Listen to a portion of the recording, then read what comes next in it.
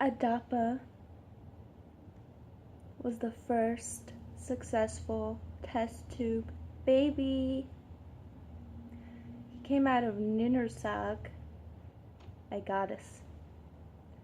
She held an ape woman's egg, which was fertilized by an aeronaut god inside her womb. And when she created him, she did so with much pride.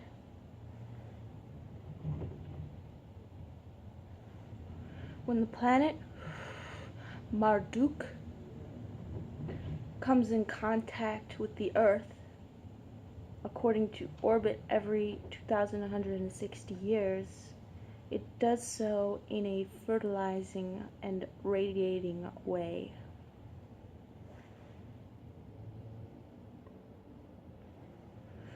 The reason that one of the gods, when thinking upon womb to impose the Anunnaki essence, that God said, I know just the creature for that task. He said this because the ape's evolution was already interfered by the Anunnaki's transition to our planet. Their presence emitted radiation that caused the apes to act less animal than the rest of his fellow beasts. That is why they decided to use us to create their primitive workers. They thought which creature it would be best to bestow these abilities. They were scientifically interfering at the same time evolution took place.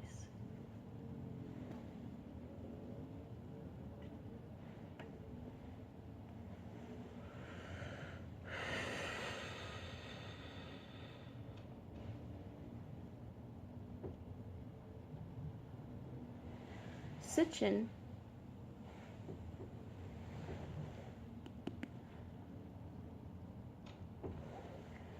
is proactively correct, except the point where he errs, but that's not his fault. This error is primarily the biggest criticism of Sitchin amongst other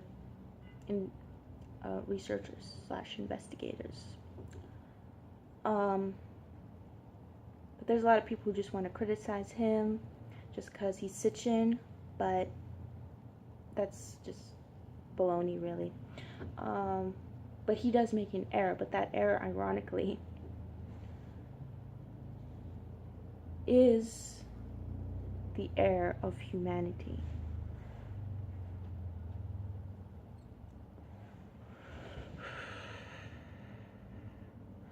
All through the beginning of humanity's existence, we've been led to believe that the gods we worship are good. But the God we worship is not really who we think he is.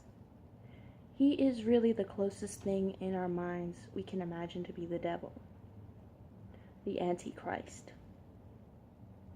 All the Semitic and non-Semitic religions are not different in any way except for the ways that they deceive humanity. That is why they are successful, not because they have any truth in them. Because if you knew the truth, you wouldn't want anything to do with them anymore. And if you knew the truth, you wouldn't want to look in the mirror either.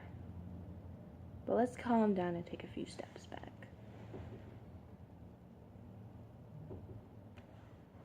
Sitchin is, in my opinion, the epitome of everything perfect in linguistic literature. He did not distort anything when he was translating the hieroglyphs from Sumer and Egypt, Syrian studies. He simply interpreted it to the best of his subjective understanding, and that his understanding of things is actually 1,000 times more accurate than any modern day objective understanding, aka science and religion. The brother gods in the Bible scriptures were Enlil and Enki. They go by different names: Kronos, Zeus, Muhammad, Jesus, blah blah blah blah blah blah blah. There's a lot of names. I'm not getting them right, obviously, but there's a lot of names and they're all mismatched and blah blah blah. And there's a reason for that. It's for that deception effect.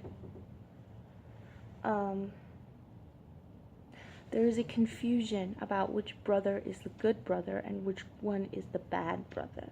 And the bad brother is depicted as the good brother because that's what they wanted the primitive workers to believe. They wanted to believe that the good brother, who was their creator, was the bad brother, who was their creator, was the good one. But that's not so.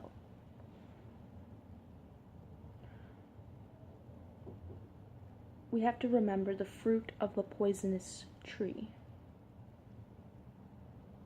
We are people, and the reason we do things, whether it be in present day or antiquity, is because we were directed to do so by a superior force that fundamentally acts human too. So when I say acts human too, he didn't want to be depicted as a bad guy, because he made us, but he made us in his image. But I don't want anyone to think that God doesn't exist according to what I'm saying. I'm saying he does exist, but the God that we have right now in our circumference, atmosphere, blah blah blah, isn't the good one. The good one is beyond us, which I'll get to much later, because we have a lot to cover right now with this.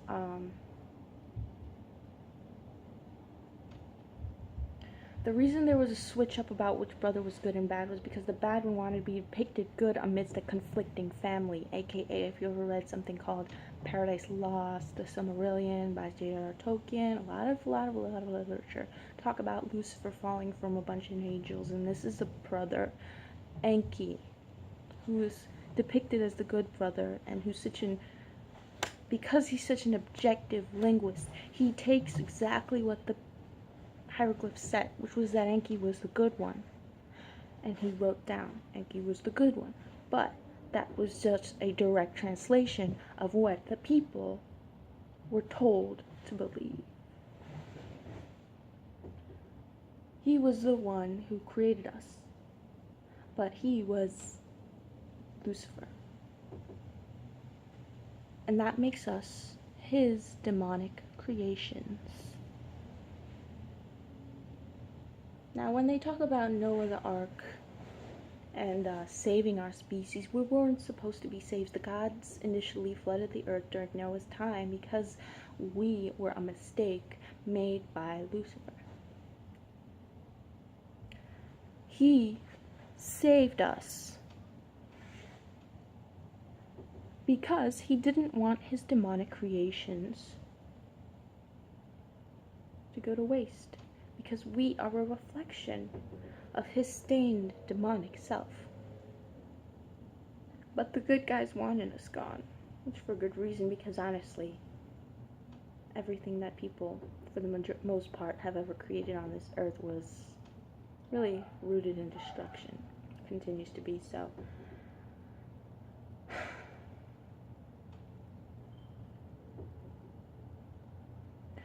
We only continued to exist because Lucifer was jealous of his brethren, that they had their own creations, and he never had that opportunity because he was twisted, he was insane, he was bad. He saw humans as a way of channeling that need of his.